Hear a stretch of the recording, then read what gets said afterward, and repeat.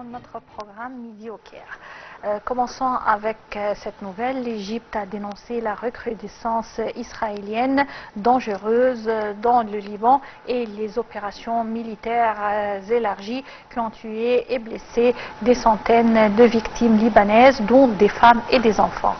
Et à propos de la situation actuelle et également les efforts diplomatiques égyptiens, regardons ensemble ce commentaire. Dangereuse dans le Liban et les opérations militaires élargies qui ont tué et blessé des centaines de victimes libanaises, dont des femmes et des enfants.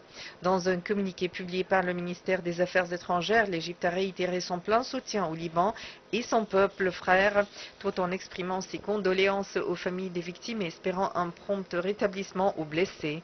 L'Égypte a par ailleurs assuré son refus catégorique à toute violation portée contre la souveraineté du Liban et à l'intégrité de son territoire.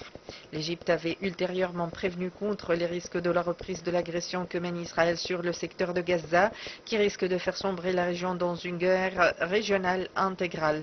Selon le communiqué, l'Égypte continue ses efforts déployés pour instaurer un cessez-le-feu à Gaza et contenir les dangers de la guerre. À cet égard, l'Égypte appelle les puissances internationales et le Conseil de sécurité à intervenir immédiatement pour arrêter l'escalade israélienne dans la région, qui menace le destin des peuples et sape les horizons de la paix.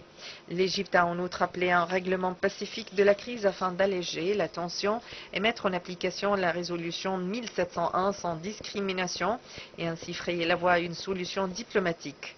De son côté, le ministre des Affaires étrangères et de l'immigration et des Affaires des expatriés égyptiens, Dr Badr Abdelati, a déclaré que l'Égypte a appelé le Conseil de sécurité et les forces internationales à intervenir immédiatement pour arrêter l'escalade israélienne au Liban et trouver un règlement pacifique à la crise actuelle. M. Abdelati a mis l'accent sur la nécessité d'éviter tout recours à la force militaire qui mène à davantage d'effusion de sang et met en danger les vies des civils. Sa déclaration est intervenue lors de la participation du ministre des Affaires étrangères à la réunion consultative des ministres des Affaires étrangères arabes tenue en marge des activités de l'Assemblée générale des Nations unies à New York.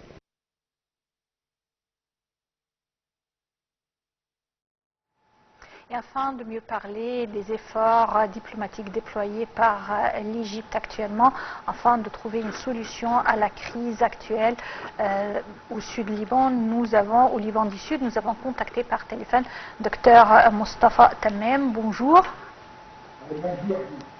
Docteur Mostafa Tamem, quand on parle de la participation du ministre des Affaires étrangères égyptienne aux sessions de l'Assemblée générale des Nations unies, on parle des efforts accrus de l'Égypte, les efforts diplomatiques afin de trouver une solution à la recrudescence de la violence israélienne au Liban du Sud. Et bien sûr, l'Égypte a appelé le Conseil de sécurité et l'Assemblée générale des Nations unies à arrêter ces violences. Selon vous, comment voyez-vous les efforts diplomatiques déployés par l'Égypte actuellement afin de contenir la situation? Certainement, l'Égypte a fait beaucoup d'efforts depuis longtemps, depuis que cette guerre a commencé. Mais maintenant, la situation est très grave parce que Israël maintenant attaque le Liban. Et ça certainement va escalader la situation, ça va batailler la situation.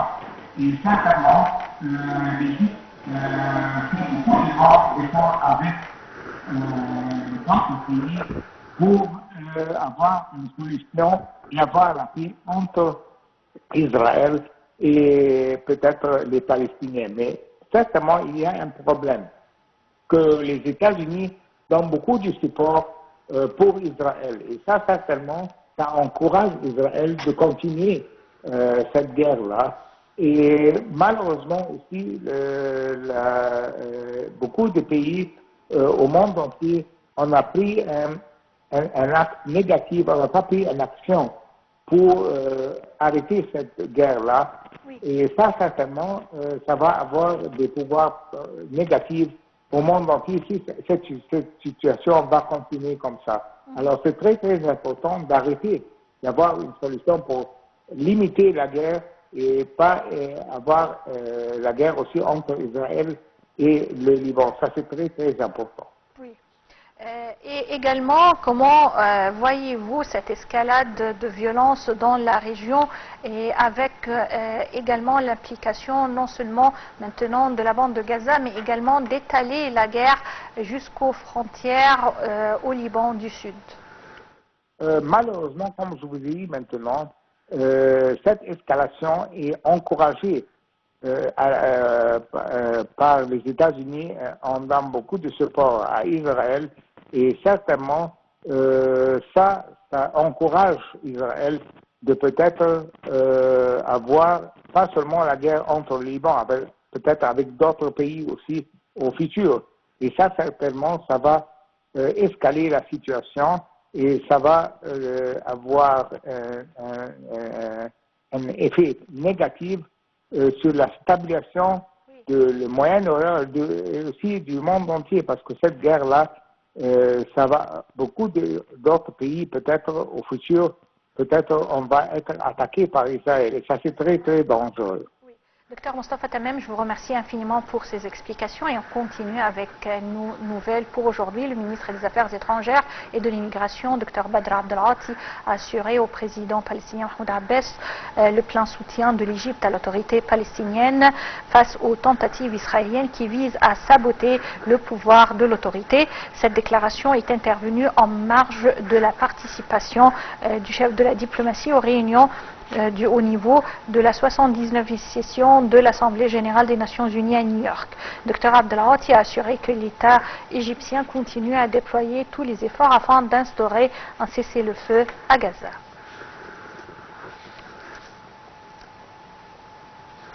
Le secrétaire général de la Ligue arabe, Ahmed Aboulghait, s'est entretenu avec la coordinatrice de l'aide humanitaire et de la reconstruction de la bande de Gaza, Madame Sigrid Kaag, en marge des travaux de haut niveau de la 79e session de l'Assemblée générale des Nations unies. Un commentaire.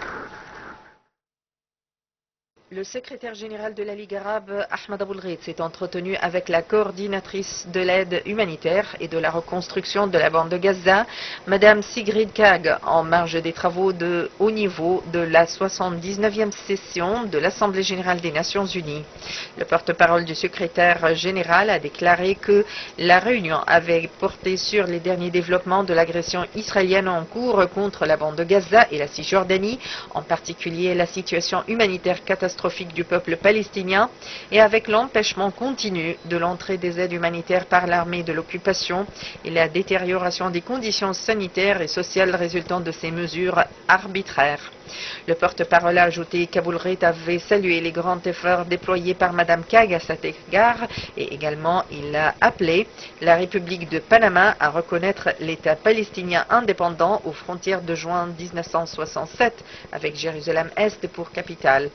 M. Aboulghait s'est exprimé lors de sa réunion avec le ministre des Affaires étrangères de la République du Panama en marge des réunions des Nations Unies à New York. Au cours de la réunion, M. Aboulghait avait exprimé son appréciation pour la position du Panama en faveur de cette question aux Nations Unies et qui a voté en faveur de la résolution de l'Assemblée générale donnant le droit à l'État palestinien de devenir membre aux Nations Unies. Les deux parties ont en outre échangé les points de vue sur la répercussion de la guerre contre la bande de Gaza sur toute la région. Le Premier ministre, Dr Mostafa Madbouli, a reçu le chef du gouvernement libyen, Dr Oussama Hamed, au siège du gouvernement à El Alamein. Les deux côtés ont débattu les moyens aptes à renforcer la coopération entre les deux pays dans tous les domaines, ainsi que la contribution des entreprises égyptiennes dans la reconstruction de la Libye.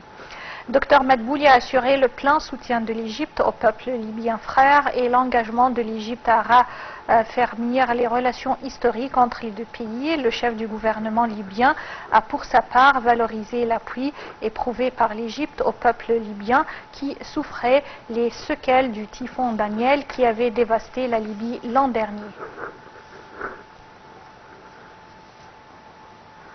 Le chef du gouvernement, Dr Mustafa Madbouli, s'est réuni avec le ministre d'État à la production militaire, l'ingénieur Mohamed Salah Eddin Mustafa, pour suivre un nombre de dossiers de son ministère. Dr Madbouli a souligné l'intérêt qu'accorde l'État au développement du secteur industriel et c'est en vue de réaliser davantage d'objectifs de développement durable et d'atteindre les taux économiques escomptés. Le Premier ministre a salué le rôle joué par les entreprises de la production militaire dans la relocalisation de plusieurs industries.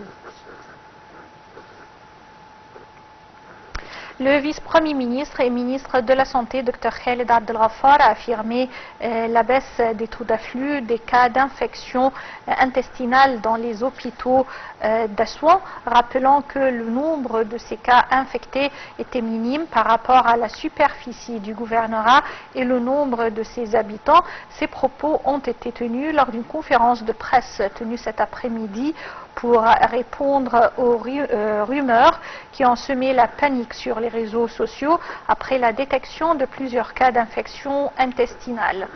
Le ministre a noté que le président Abdel Fattah el-Sisi suivait de près la situation dans le gouvernorat d'Assouan pour s'enquérir de l'état de santé de ses habitants. Et Dr Abdel Ghaffar avait déclaré que 480 cas d'infection intestinale avaient été accueillis dans les hôpitaux et que 168 cas avaient été hospitalisés et 49 étaient sortis. Il a expliqué que les 5 personnes décédées étaient des patients qui souffraient de maladies cardiaques. Le ministre de la Santé a affirmé que les résultats des analyses des échantillons d'eau prélevés dans les villages où l'on avait détecté des cas contaminés étaient négatifs. C'était tout concernant notre édition de Midi au Caire. Merci pour votre attention et passez d'excellents moments avec la suite de nos programmes sur ASTV International. Au revoir.